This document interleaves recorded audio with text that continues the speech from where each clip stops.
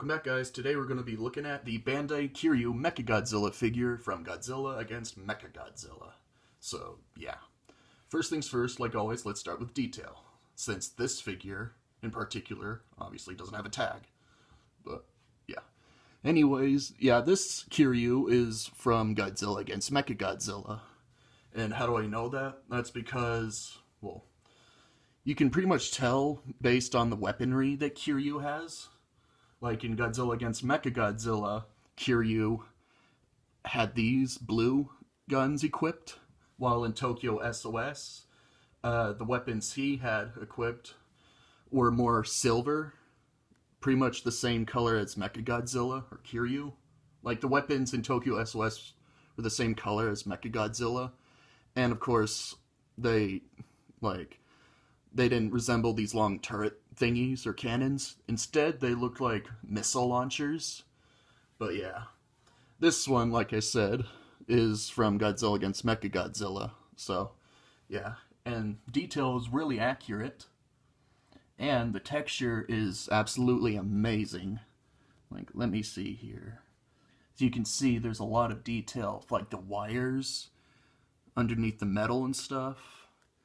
And the weaponry itself is really nicely done. The face is really nicely sculpted. Let's see here. So yeah, the face is really nicely done. Shit. Sorry, I accidentally bumped the stack of DVD cases that I'm using to hold my camera. Or, I mean, hold the iPhone or whatever. But yeah. Anyways, yeah. The texture on here is really nicely done. Like I said, the face is nicely sculpted and stuff. And I like what they did with the wires. It's really nicely done. The knees, well, the legs, the knees, the feet, and the shin area is really nicely done. And the tail is really nice. Really nicely done. Nice and long. Unlike the Bandai Creations Kiryu figure, which has a very short and stubby tail. So, yeah. And, dorsal plates are really nicely done. So, yeah, texture's just really, really nice. So, yeah. And paint job, same thing. Paint job is really, really nice and really accurate. He's, metallic silver color, like he should be. And, hold on a second. Sorry about that, guys. But anyways, back onto paint job. Yeah, the paint job on here is really nicely done. Like I said, he has the silver metallic color, on most parts of his body. And the black wires looks really nice. And the red there and the below the knee area, like the red triangles, look really nice. Well, the upside down triangles, that is. And, the blue weaponry on like the wrist gun things and the cannons here are really nicely done. And of course, the yellow in his eyes look really nicely done. Along with the red that goes down from his eyes. Almost like he's crying blood or something. Something like that. Like blood instead of tears, But, whatever. But yeah, it's pretty cool. So yeah, paint job's really, really nice. And the tail, for some reason, the wires on the tail are not painted, but whatever. I've seen worse. So, yeah. And when I mean by I've seen worse, I'm talking about the Bandai Golza figure I reviewed more than a few months back. Yeah. But anyways, back onto the review. Yeah, paint job on here is really nicely done. I could care less about the lack of the black paint on the tail. Still looks really nice. But yeah, paint job's really nicely done. In articulation, he actually has quite a bit. Well, not as much as a NECA figure, but he has still, more than a few. The arms, of course, move 360, like that.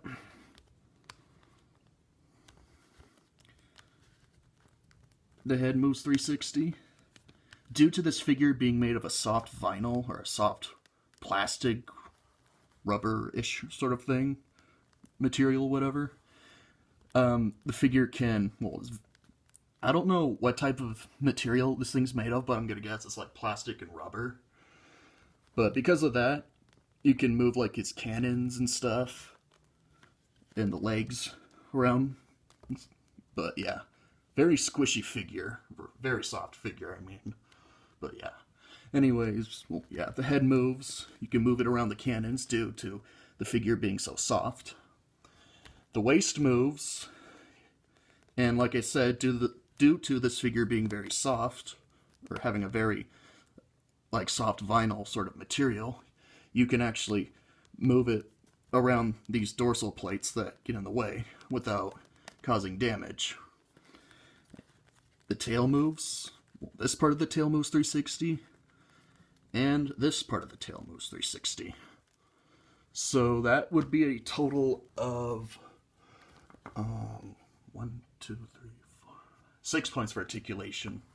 So yeah, a lot more than your basic 4, obviously, but yeah.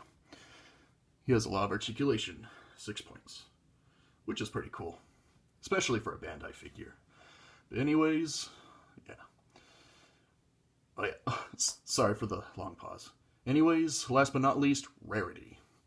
Now, knowing that I know that the 2002-2003 Godzilla figure by Bandai is incredibly rare, even though that has nothing to do with this figure, but, well, due to that figure being rare, I would have to assume this particular Kiryu figure is also really, really rare. Like, I don't know. Usually most of the Kiryu figures that have weapons on them are incredibly expensive and rare. Luckily, I managed to find this at I actually found this at my local thrift store, believe it or not. In used condition, of course, like with the waist and stuff, and the crooked fin on his head. But, yeah, aside from that, this is a really nice find. And I'm very glad that I have this figure. This is probably one of my most favorite Bandai figures. So, yeah. But anyways, yeah, I believe this figure is incredibly rare. So, yeah. So, well, if you're trying to look for a Kiryu figure, you probably might want to get the 12-inch Bandai Creations, or the